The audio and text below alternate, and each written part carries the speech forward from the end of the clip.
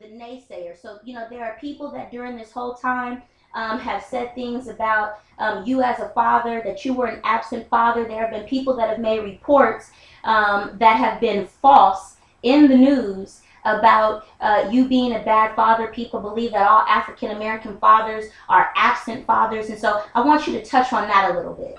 Oh, well, Don, one of the things is I had to learn very fast to stay focused. Yeah, they put that out there, but my attorney advised me we're not going to focus on that. You know what you did, you know what proof you had. But after a while, it bothered him. And what he had me do was pull out all my paperwork where I fought for visitation rights.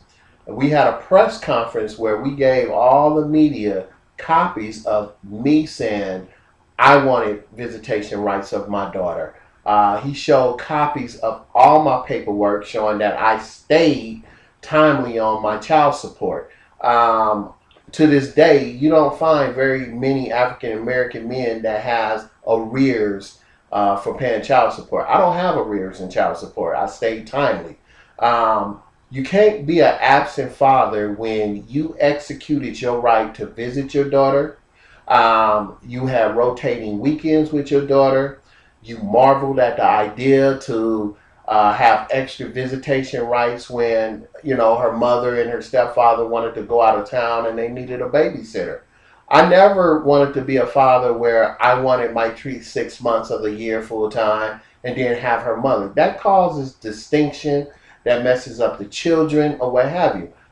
So I was happy at the home that my Mitrice had. She's very blessed to have two mothers and two fathers.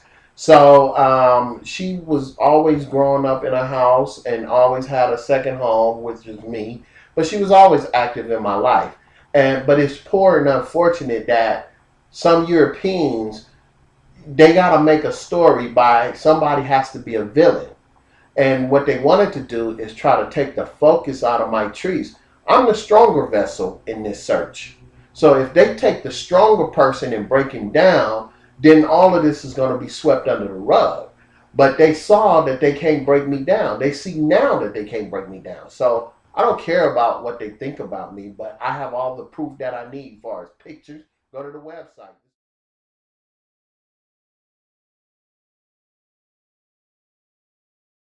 Nobody under the Richardson side was included. We wasn't notified. We didn't participate in it. I found out about the burial and the funeral arrangements at the last minute. We were not mentioned in the obituary. We were not part of the ceremony. Um, so this caused a great deal of distinction. But the media, not the media, one particular person that has two reviewers named Ann Sobel from Malibu wrote, "Oh, I got upset because Mitrice's mother and the priest mentioned Mitrice's stepfather during the ceremony, and I got angry and I walked out." Then they said I came back and I summoned 5 rows of people who were on my half that came to the funeral, and we walked out. We walked out because Maxine Waters started speaking. And what I found at this funeral was something that my grandmother always told me. You don't have to get to church early, just be to church on time because the devil is going to be there first.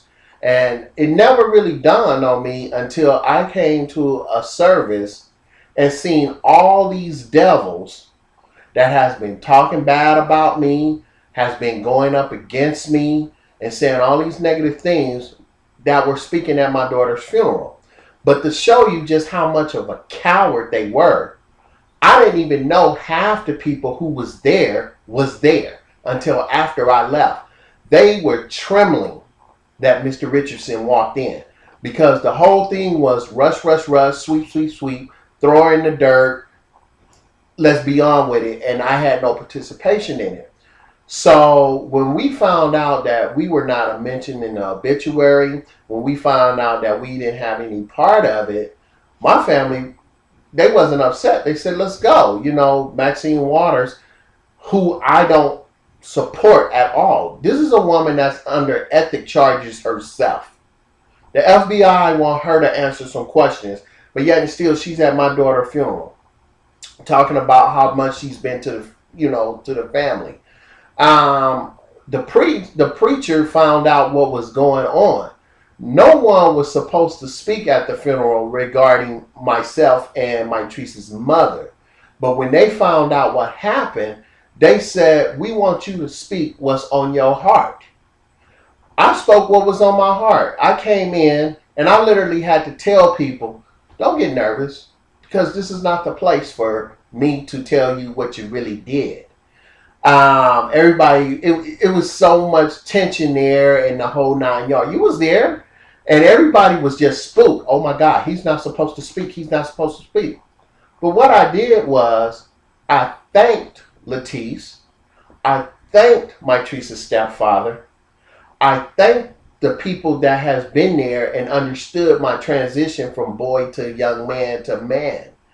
And no one in the media mentioned the 4 applauds that I received, and at the conclusion of my speech, nobody write about the standing ovation I received. So these are the things that people have to keep division, because they're more about trying to sell newspapers. They're more about trying to make headlines. But nobody wrote about that. They only just said, oh, he got upset because they mentioned the stepfather. The pastor was totally upset about the fact that this was done. And he personally came up to me and said, Mr. Richardson, this is the Lord's house. Whatever division is going on, we didn't know about. And we did everything constructive. And I believe him, because that lady reached out to me. He reached out to me, the organizer. And that's when they said, you got to speak. You got to say something. And what people did all along was they took on somebody else's hatred. But that day, so many people came up to me and said, we had no idea. We've been hearing one-sided story about you for years. You have really shown us where the issues rely.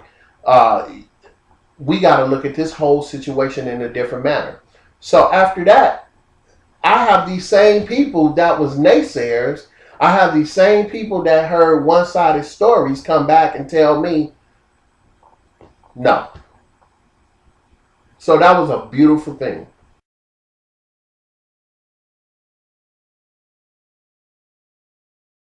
Plain and simple. I don't have a publicist. I'm a very approachable person. That is why I put my contact information on the website. I personally respond to every single email that I receive. I personally return every phone call myself.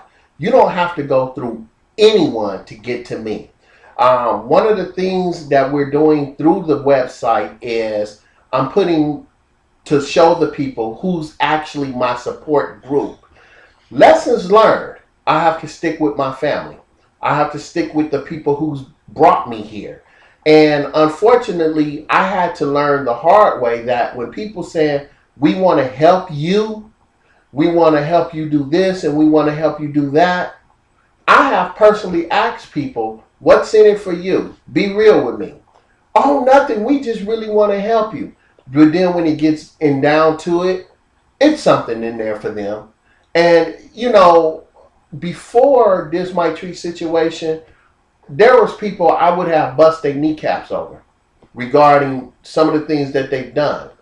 But I hear my daughter saying, Dad, you can't do nothing for me if you lose your freedom. So I have humbled myself so much to put up with things that I generally don't put up with. But